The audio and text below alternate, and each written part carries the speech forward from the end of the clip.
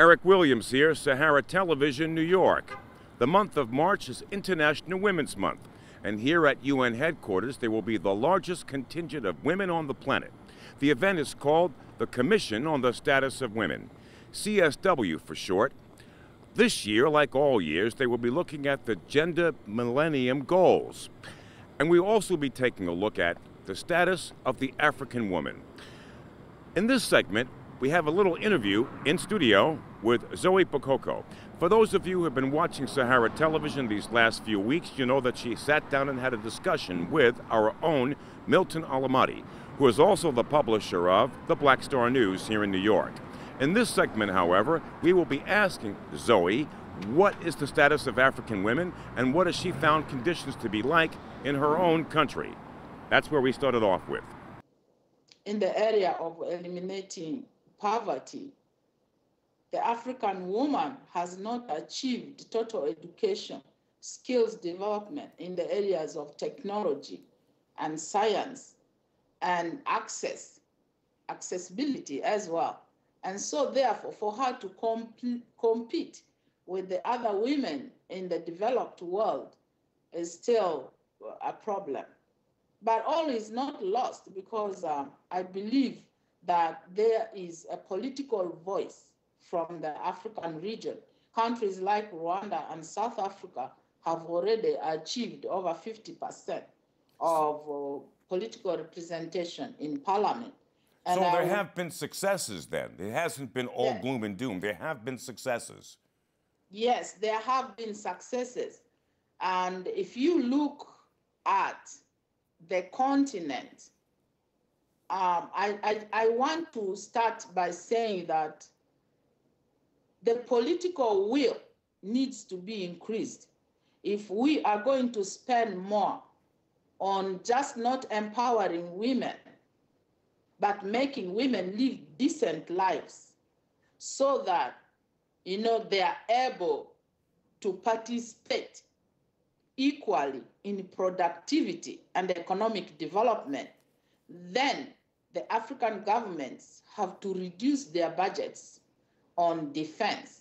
Because, for example, Eric, one MiG jet fighter costs probably like $2 million. And if that money was just put in, let me say, drilling boreholes, if we had water at every village, I would imagine that diseases would be reduced by half. Okay, let me stop you right there, because I certainly get the point of what you're saying. And, and women all over the world can say the exact same thing about their respective governments. That is, their government spending money on bombs and guns versus the needs of its people. Now, you've been on this network before. You were talking about the corruption and so forth in Uganda. But my question to you is this, and that is that you yourself have been involved in women's issues, including the issues of labor matters inside of Uganda. So I got to ask you, what has been your role in your own country regarding the women's rights movement? Talk about that a little bit. My role as a woman activist started, I guess, by my father giving me education, because I became a role model for many young girls in the villages, because my father chose education for me over bride price. And after that, I became a nurse. And my role was to ensure that women get access to maternal health and that their children get access to immunization and that they get access to nutrition. I was able to educate these mothers before I joined public office. And for me, at the level of joining public office as a member of parliament, the biggest role was to ensure that these programs, which could impact on women's lives, like in the health sector and in education, that the budgets were increased so that the young girls could access education. I will talk about universal primary education. I was on the Social Services Committee, and my role at that time was to ensure that the woman was used as a head of family so that her children could access education. Because at the time the legislation was being made, the parliament, the proposal from government was 4 children per family to access free education. And when you talk of 4 children per family to access free education, it meant that they were looking at the man as the head of the household. And some of the men had more than 1 or 2 wives. Whoa. And so therefore, in this situation, the other woman would be denied, her children would be denied the opportunity to access education.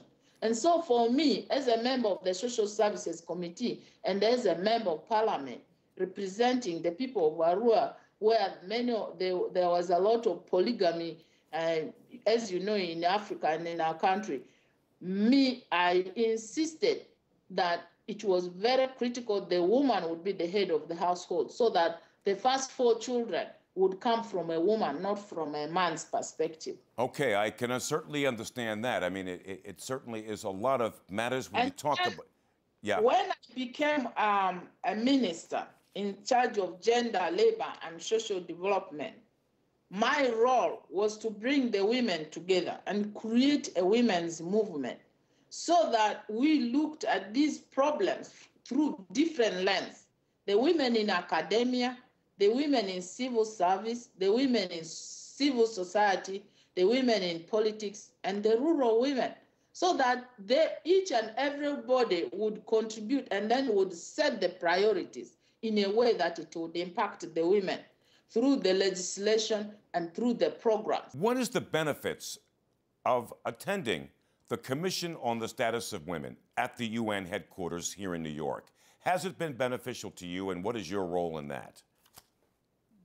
There are very many benefits of attending CSW.